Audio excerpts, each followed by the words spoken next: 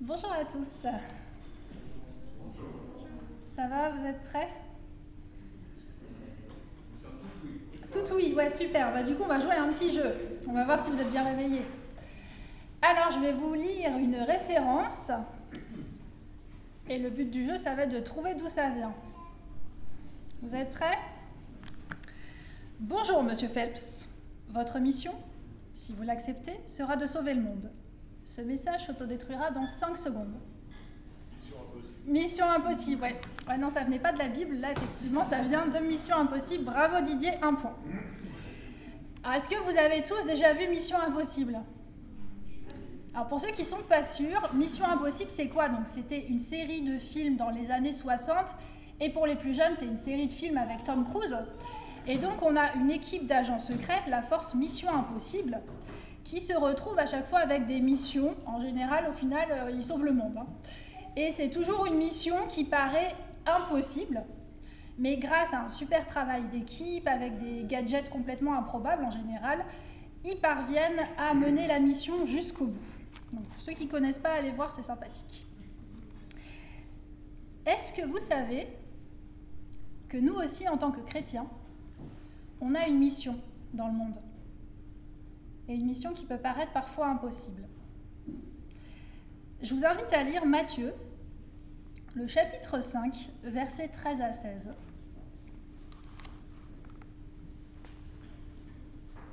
Vous êtes le sel de la terre.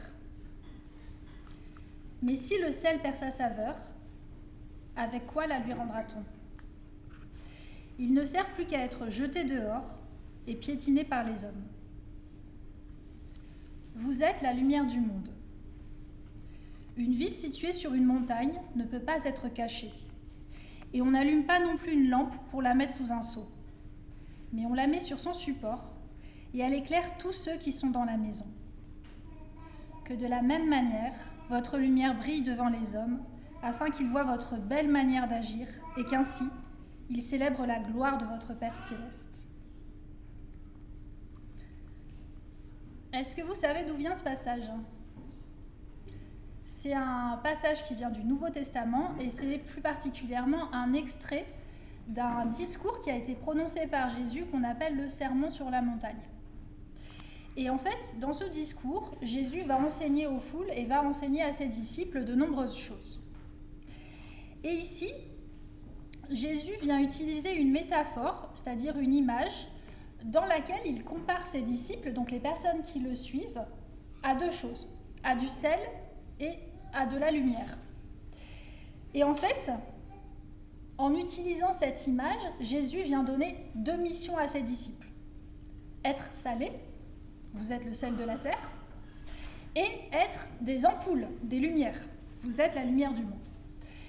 Et ces missions qui ont été données aux disciples par Jésus, c'est toujours d'actualité pour nous, ce sont nos 2 missions, être salé et être des ampoules. Donc on va regarder la première mission, être salé. Jésus dit au verset 13, « Vous êtes le sel de la terre ». Jésus compare ses disciples à du sel.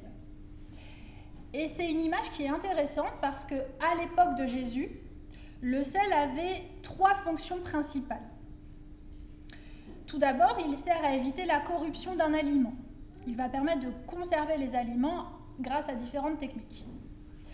Le sel était aussi utilisé, c'est la fonction la plus évidente, pour assaisonner un plat, lui donner de la saveur. Mais dans la Bible, à l'époque de Jésus, le sel avait aussi une 3e fonction, une fonction symbolique. Et on utilisait du sel pour le verser sur les offrandes, sur les sacrifices. On verra tout à l'heure pourquoi. Donc en fait, lorsque Jésus dit à ses disciples « Vous êtes le sel de la terre », il est en train de leur dire qu'ils vont avoir 3 rôles à jouer dans le monde. Un rôle anti-corruption, un rôle d'assaisonnement, et ils vont avoir une fonction symbolique aussi. Alors, premier rôle des disciples, ce sont des agents anti-corruption. Le sel permet d'éviter la corruption d'un aliment. En fait, vous savez, les aliments, ce sont des des organismes, et donc en tant qu'organisme, ils peuvent être attaqués par des bactéries. Et le sel a une propriété qui est antibactérienne. Si on verse du sel sur un aliment, il va avoir pour particularité de conserver l'eau, d'attraper l'eau, et du coup les bactéries se retrouvent déshydratées et elles ne peuvent plus du coup se développer. Et à l'époque de Jésus, on n'avait pas de frigo, on n'avait pas de congélateur. En fait, le sel, c'était la seule manière de conserver les choses. Grâce par exemple à la salaison. C'est comme ça qu'on fait le jambon cru. On met du sel sur le jambon, hop, ça le conserve. Grâce aussi à la saumure. On mélange, ça vous demanderez à Didier pour la saumure, il y a un ressort. On mélange du sel, du vinaigre et ça conserve longtemps le poisson, d'accord, ou d'autres aliments. Donc, le sel, ça va permettre de préserver les aliments.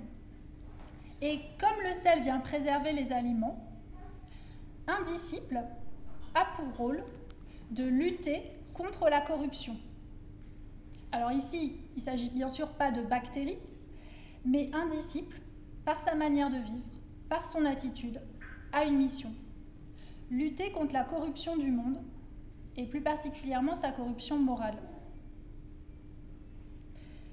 Alors je ne sais pas vous, mais moi j'ai souvent l'impression que le monde n'a plus de morale parfois, que les mœurs sont complètement corrompues, ou en tout cas que ça ne correspond pas du tout à mes valeurs, à mes valeurs chrétiennes. Et en fait finalement c'est plutôt logique. Nous ne vivons pas dans un monde chrétien. Depuis la désobéissance d'Adam et d'Ève, qui ont choisi de devenir leur propre Dieu, de désobéir à Dieu, d'acquérir la connaissance du bien et du mal alors que Dieu leur avait dit « ne faites pas cela, si vous faites cela, vous mourrez », eh bien depuis cet instant, le péché est entré dans le monde. Le monde a été corrompu par le péché et le monde est placé sous la domination du diable. Et la plupart des personnes qui nous entourent ne sont pas des personnes chrétiennes. Elles ne connaissent pas Dieu et du coup, il est logique qu'elles ne vivent pas conformément à la parole de Dieu. Alors attention, je ne suis pas en train de dire qu'une personne qui n'est pas chrétienne a une vie qui est complètement corrompue et que cette personne mène une vie de débauché. Je ne suis pas non plus en train de dire qu'une personne chrétienne est parfaite et qu'elle vit sans péché. Non, malheureusement, nous sommes tous des êtres humains. Nous sommes tous imparfaits, nous sommes tous soumis à la tentation, et même lorsque l'on est chrétien, parfois on continue à pécher. Mais Jésus encourage ici ses disciples à vivre leur foi au grand jour en appliquant sa parole, de manière à préserver le monde de la corruption. Comme dans Mission Impossible, une équipe doit pouvoir éviter les pièges de l'ennemi pour pouvoir réussir à bien sa mission. Et bien ici, pour nous, le piège, c'est le péché. Et l'ennemi, c'est le diable. Pour pouvoir réussir à être le sel de la terre, il va falloir éviter deux pièges. Lutter contre le péché. Comment ? Eh bien tout simplement en se conformant jour après jour à la parole de Dieu. Et il va aussi falloir lutter contre l'ennemi, le diable. Comment ? En évitant de lui donner de la place dans notre vie, donc en se conformant à la parole de Dieu, et en osant, jour après jour, vivre en chrétien sans honte, en affirmant nos valeurs, en affirmant nos convictions, même quand parfois on se retrouve en minorité, même quand parfois les valeurs du monde ne correspondent pas du tout à notre manière de vivre.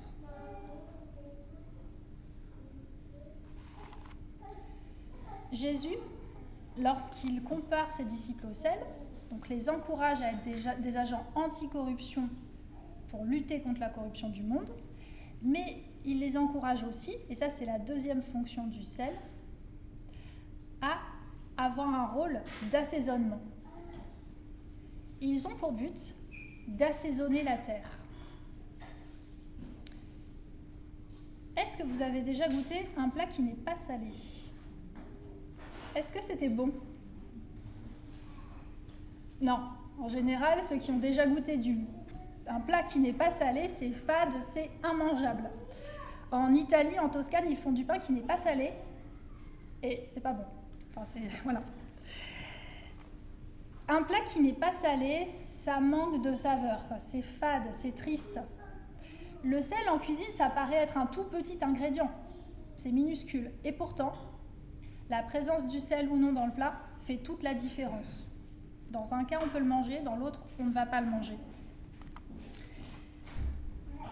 Lorsque Jésus vient comparer ses disciples à du sel, il leur explique que eux aussi, comme le sel, ils sont appelés à faire une différence, non pas dans un plat, mais dans le monde. Leur manière de vivre, leur présence doit faire la différence, doit impacter de manière positive leur environnement, doit redonner de la saveur au monde. Parfois, la vie, ça peut sembler un petit peu fade, non ? Un peu triste. On se lève, on mange, on prend le métro, on va travailler, on revient, on cuisine, on remange, on dort. Et le matin, on se lève, on prend le métro, on va travailler. Des fois, on fait le ménage.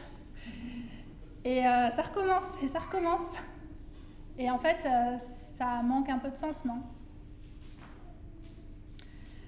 Quand on est un disciple de Dieu, on sait que la vie, c'est pas juste manger, c'est pas juste dormir, c'est pas juste travailler. Lorsqu'on est un disciple de Dieu, on a une véritable chance dans la vie. La chance d'être en relation au quotidien avec le seul Dieu vivant.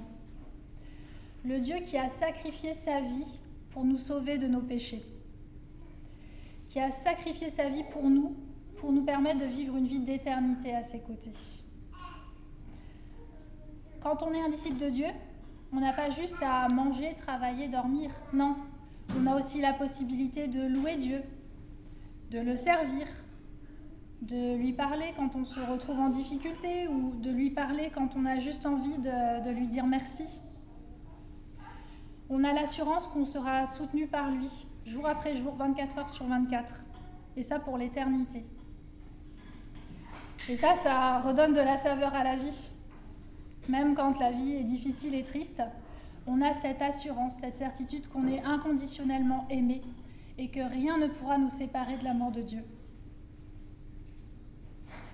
Et en tant que disciple, cette bonne nouvelle, on ne doit pas la garder pour nous, mais au contraire, on doit la partager à notre entourage, à nos amis, à nos collègues, à notre famille. C'est comme ça qu'on va pouvoir contribuer à redonner de la saveur au monde. Donc n'ayons pas honte de notre foi, même si parfois on est en minorité, mais soyons comme le sel et osons assaisonner la vie des gens. Alors vous me direz, comment est-ce qu'on peut arriver à être du sel ? Comment est-ce qu'on peut arriver à lutter contre la corruption du monde ? Comment est-ce qu'on peut arriver à ne pas se laisser influencer par le péché ? À ne pas tomber dans les pièges que le diable pourrait nous poser. Comment est-ce qu'on peut oser parler de Dieu alors que parfois on est complètement en minorité ? C'est là qu'intervient la troisième fonction du sel. À l'époque de la Bible, le sel avait aussi une fonction qui était symbolique. On retrouve cette fonction dans le Lévitique au chapitre 2, verset 13. Donc, dans le Lévitique, c'est un passage de l'Ancien Testament, pour ceux qui sont moins habitués à lire l'Ancien Testament, dans lequel on trouve des règles, beaucoup qui sont données aux Israélites. Et il y a des règles, notamment par rapport aux sacrifices qui sont donnés à Dieu. Et donc, dans le Lévitique, chapitre 2, verset 13. « Tu mettras du sel sur toutes tes offrandes.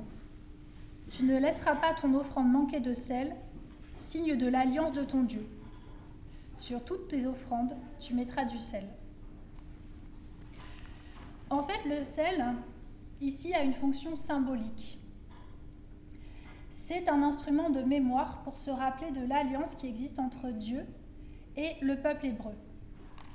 C'est un petit peu comme nous, aujourd'hui, lorsqu'on prend la Sainte Seine, on fait un acte de mémoire. on se rappelle le sacrifice de Dieu à la croix. Eh bien, à l'époque, quand on mettait du sel sur les offrandes, c'était pour se rappeler qu'il existe une alliance entre Dieu et les hommes. Et donc, finalement, ici, quand Dieu utilise l'image du sel pour parler à ses disciples, il leur rappelle qu'ils ne sont pas seuls pour accomplir leur mission. Il existe une alliance entre Dieu et les hommes. Et le fait que dans la Bible, on ait dit qu'il fallait mettre du sel sur les offrandes, c'est vraiment intéressant parce qu'on a vu que le sel avait une fonction, avait le pouvoir de transformer un aliment, d'agir sur la matière. Quand vous mettez du sel sur un aliment, ça absorbe l'eau, ça transforme l'aliment. Et bien de la même manière, Dieu agit comme ça dans la vie de ses disciples. Tout à l'heure, on l'a chanté, Dieu nous a envoyé le Saint-Esprit. Eh bien le Saint-Esprit agit dans la vie d'un disciple. Il transforme le disciple, il le façonne progressivement à l'image de Dieu et il permet de le préserver éternellement finalement. Dieu agit comme du sel dans la vie de ses disciples et c'est grâce à l'action de Dieu dans la vie des disciples, grâce à Dieu qui va pénétrer dans leur vie, qui va agir dans leur vie, qui va les transformer à son image, que les disciples vont pouvoir jouer un rôle d'agent anticorruption, qu'ils vont pouvoir appliquer la parole de Dieu au quotidien. C'est grâce à l'action de Dieu que les disciples vont pouvoir oser parler de lui, vont pouvoir être salés, assaisonnés. Les disciples ont l'assurance qu'ils pourront compter au quotidien sur Dieu pour accomplir leur mission d'être le sel de la terre.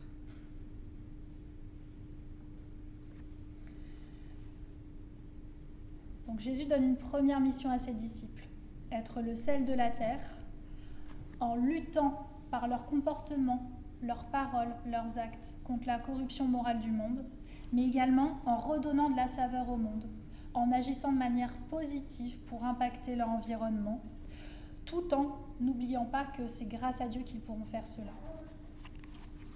Mais dans ce passage, Jésus donne également une deuxième mission à ses disciples. Au verset 14, Jésus compare ses disciples à la lumière. Vous êtes la lumière du monde. Une ville située sur une montagne ne peut pas être cachée. Et on n'allume pas non plus une lampe pour la mettre sous un seau, mais on la met sur son support et elle éclaire tous ceux qui sont dans la maison. Que de la même manière, votre lumière brille devant les hommes, afin qu'ils voient votre belle manière d'agir, et qu'ainsi, ils célèbrent la gloire de votre Père céleste. Jésus donne une deuxième mission à ses disciples, être la lumière du monde. Et comme le sel, la lumière a plusieurs fonctions. On peut en citer plusieurs, mais il y en a quand même deux principales. Éclairer dans le noir, c'est quand même utile. Et pour ceux qui ont l'habitude d'aller au bord de la mer, ça peut aussi servir à guider, orienter, exactement comme un phare. Et donc en fait, ici, Jésus leur explique qu'en tant que disciples, ils ont deux missions, être des ampoules et être des phares. Donc on va voir leur première mission, le disciple est une ampoule. En tant qu'enfant de Dieu, en tant que disciple, vous avez une mission à jouer. Vous devez être des ampoules pour le monde. Votre rôle va être de contribuer à éclairer le monde. Nous avons vu que depuis la chute, depuis Adam et Ève, le monde est corrompu par le péché. Le monde est devenu obscur. Le disciple doit au quotidien lutter contre cette obscurité. Comment ? En servant d'ampoule pour refléter la lumière de Dieu. Tout à l'heure, nous avons vu que Dieu transforme la vie d'un disciple. Grâce à l'action du Saint-Esprit dans la vie des disciples, le disciple est progressivement, jour après jour, façonné à l'image de Dieu. Et il va produire ce qu'on appelle des fruits, les fruits de l'Esprit. On retrouve ces fruits dans Galates, au chapitre 5, verset 22. Le fruit de l'Esprit, c'est l'amour, la joie, la paix, la patience, la bonté, la bienveillance, la foi, la douceur, la maîtrise de soi. Chaque fois que vous allez produire du fruit, que vous allez vous montrer patient à l'égard de votre conjoint, par exemple, ou que vous allez vous montrer joyeux alors que vous êtes dans une situation un petit peu difficile, que vous vous montrez bienveillant avec des collègues qui ne sont pas sympas avec vous. Chaque fois que vous produisez du fruit, eh bien, vous contribuez à faire briller la lumière de Dieu dans le monde. Lorsque je produis du fruit, c'est exactement comme si j'étais une ampoule et que Dieu venait m'éclairer. Je rayonne de l'intérieur et je permets du coup d'éclairer le monde. Dieu encourage donc ses disciples à produire du fruit, à rester connectés à lui pour pouvoir éclairer le monde. Et en éclairant le monde, eh bien, les disciples vont avoir également un autre rôle à jouer, un rôle de phare. Le phare, ça permet de guider les bateaux vers le port. Eh bien, les disciples, en brillant, en rayonnant par leur comportement, vont avoir pour rôle de guider les gens qui sont perdus à lui. Le disciple est un phare qui attire les gens vers Dieu. Lorsque vous regardez un disciple qui vit au quotidien et qui marche vraiment avec Dieu, quelqu'un qui produit du fruit, vous constaterez que la personne fait des choix qui sont souvent à contre-courant. Lorsque vous marchez vraiment pleinement avec Dieu, vous n'allez pas vous conformer comme la société se comporte. Vous pouvez avoir des comportements qui peuvent paraître curieux. Pourquoi est-ce que tu es gentil avec cette personne alors que la personne se montre méchante avec toi ? C'est anormal, c'est surprenant. Et du coup, en regardant le disciple se comporter au quotidien, selon des choix qui ne sont pas toujours ceux du monde, les gens peuvent être intrigués. Ils peuvent s'interroger et venir demander « Pourquoi est-ce que tu es différent ? Pourquoi est-ce que tu sembles rayonner ? Qu'est-ce que tu as que je n'ai pas ?» Et c'est l'occasion du coup de parler et d'expliquer pourquoi est-ce qu'on est différent, pourquoi est-ce qu'on essaye en tout cas de se comporter de manière différente. Donc Jésus ici encourage ses disciples à marcher selon sa parole et ensuite à oser expliquer pourquoi. Pourquoi est-ce qu'ils sont différents ?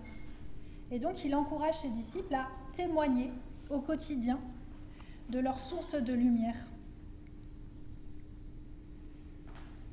Un disciple doit être un phare qui guide les gens vers Dieu, en osant témoigner par son comportement, mais aussi par ses paroles.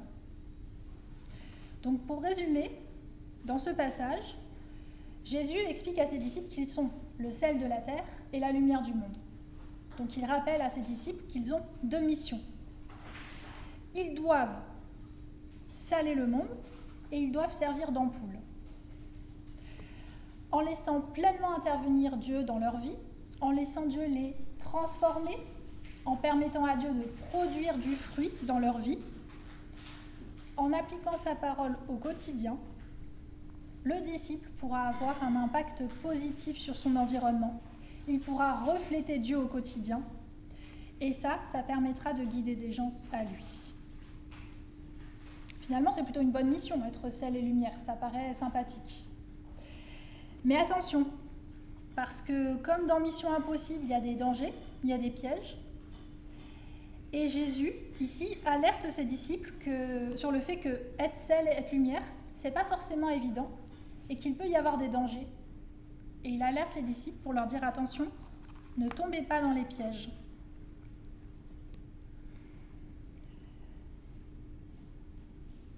Être sel, être lumière,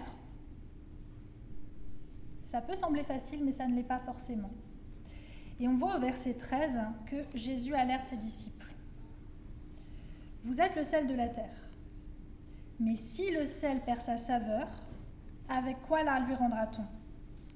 Il ne sert plus qu'à être jeté dehors et piétiné par les hommes. Donc on voit ici un premier danger. Le sel peut perdre sa saveur. Au verset 14, on voit un deuxième danger. Vous êtes la lumière du monde. Une ville située sur une montagne ne peut pas être cachée. Et on n'allume pas non plus une lampe pour la mettre sous un seau, mais on la met sur son support et elle éclaire tous ceux qui sont dans la maison. On est en train d'apprendre ici qu'une lumière, parfois, elle peut être cachée sous un seau. Qu'est-ce que cela veut dire? Pourquoi est-ce que Jésus mentionne ces deux choses à ses disciples? Jésus est en train d'alerter les disciples sur le fait que parfois, un disciple peut perdre sa saveur et que parfois, sa lumière peut s'éteindre de différentes manières. Si on prend l'habitude, finalement, de ne pas lire sa Bible, de ne pas prier, de ne pas tourner ses pensées vers Dieu, eh bien, petit à petit, progressivement, on s'éloigne de Dieu. On oublie qui il est.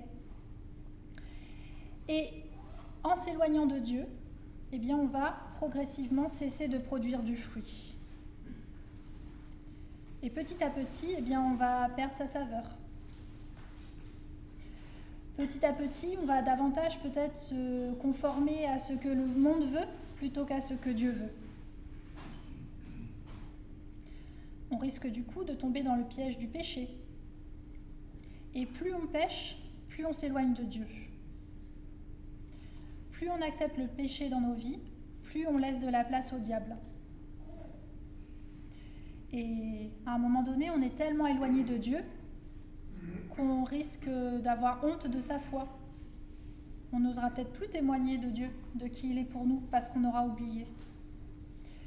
Et du coup, comment faire une différence dans le monde quand on se comporte comme le monde ? Donc attention à ces deux dangers. Attention à ne pas perdre son sel, sa saveur, et attention à ne pas éteindre sa lumière. Et Jésus ici est assez clair sur la conséquence. Qu'est-ce qui se passe lorsqu'on perd sa saveur ?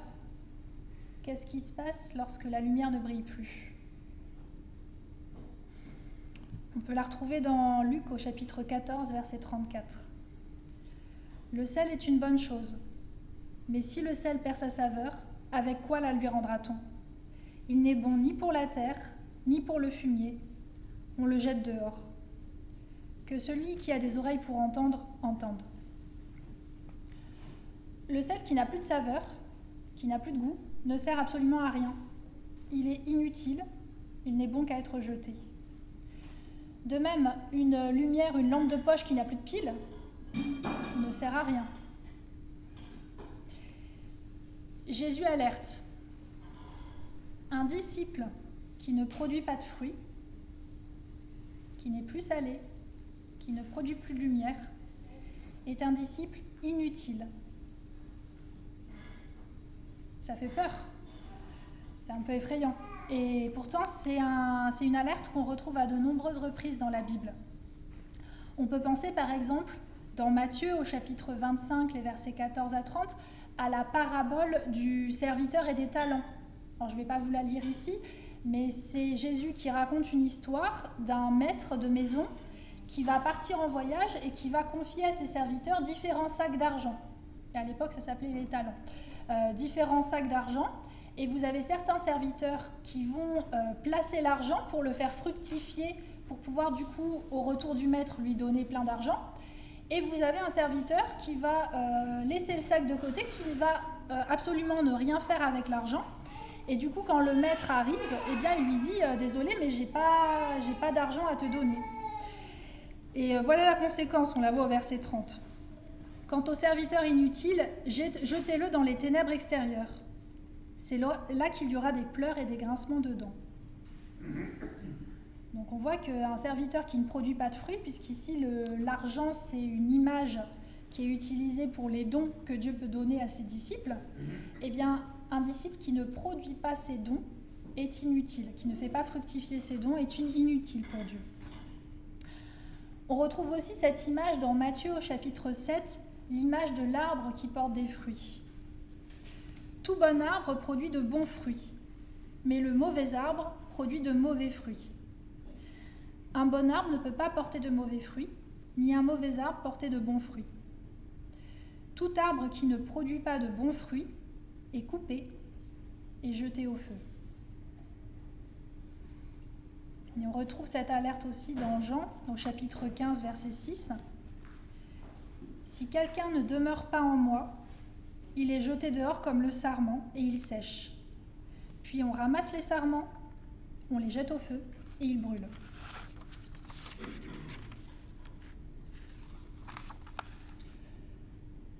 Ce sont des passages qui sont assez effrayants, je trouve.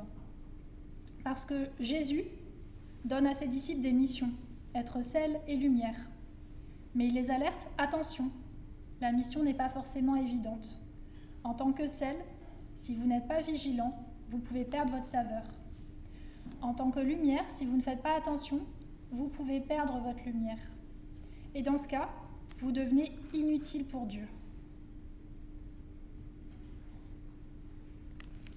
Alors si on s'arrête là, on se dit c'est désespérant, la mission est impossible, comment on peut être sel et lumière alors qu'il y a des pièges, il y a des dangers, c'est trop difficile pour moi. Moi, je ne me sens pas capable d'être salée au quotidien, je ne me sens pas capable d'être une ampoule. La mission, elle peut paraître impossible. Et moi, je sais que dans ma vie, parfois, je me suis posé la question, est-ce que je ne serais pas devenue un serviteur inutile ? Est-ce que je suis toujours salée dans ma vie ? Est-ce que j'ai un impact sur mon environnement ou finalement est-ce que je suis un serviteur inutile ? Mais la bonne nouvelle, c'est que pour ceux qui ont déjà vu Mission Impossible, on sait que pour pouvoir réussir une mission à bien, il faut quand même plusieurs éléments. Et déjà, il faut s'équiper des bons outils. Si on n'a pas les bons gadgets, les bons instruments, on ne peut pas réussir la mission. Eh bien, pour nous, pour réussir notre mission, c'est exactement la même chose. Il faut les bons outils. Donc déjà, il faut se munir de la parole de Dieu. La parole de Dieu qui va nous permettre au quotidien de savoir comment agir, quelle est la voie à suivre et quel est le chemin qu'il ne faut pas emprunter. Il faut aussi se doter d'un deuxième outil, l'arme la plus puissante. C'est mieux que les fusils, mitraillettes, la prière. La prière qui va nous permettre d'être en relation au quotidien avec Dieu, d'être nourris par Dieu et de recevoir les bonnes instructions. Pour réussir notre mission, il faut aussi s'entourer d'une bonne équipe. Si on sent que notre lumière faiblit, si on sent qu'on est en train de perdre sa saveur, il faut appeler l'équipe à la rescousse. Et donc on peut compter sur l'Église. Il faut appeler nos frères et sœurs pour qu'ils puissent prier pour nous, avec nous, pour lutter, pour qu'on puisse retrouver de la saveur et de la lumière. Ne restons pas seuls, on a une équipe, on a une famille, et il faut faire appel à elle. Et surtout, tous ceux qui ont vu Mission Impossible savent que dans Mission Impossible, il y a qui ? Il y a Ethan Hunt. D'accord ? Ethan Hunt, ou alors Jim Phelps pour les plus vieux, c'est le chef d'équipe qui va vous donner la direction à suivre, qui va vous donner des encouragements, qui va tout faire pour vous aider et il est prêt à sacrifier sa vie pour vous. Nous aussi, on a Ethan Hunt. Nous, c'est Dieu. On a un Dieu à qui rien n'est impossible. Nous n'avons pas à mener notre mission seuls. Nous pouvons compter sur lui à chaque instant pour nous guider, pour nous encourager. Et même si nous, on ne se sent pas capable, lui, il est capable de nous équiper pour nous rendre capables. C'est ce qui est rappelé dans Jean au chapitre 15, verset 4. « Demeurez en moi et je demeurerai en vous. Le sarment ne peut pas porter de fruits par lui-même sans rester attaché au cep. Il en va de même pour vous, si vous ne demeurez pas en moi. Je suis le cep, vous êtes les sarments. Celui qui demeure en moi et en qui je demeure porte beaucoup de fruits, car sans moi, vous ne pouvez rien faire. » Sans Dieu, nous ne pouvons rien faire. Si nous ne restons pas attachés à lui quotidiennement, c'est inutile, la mission va échouer.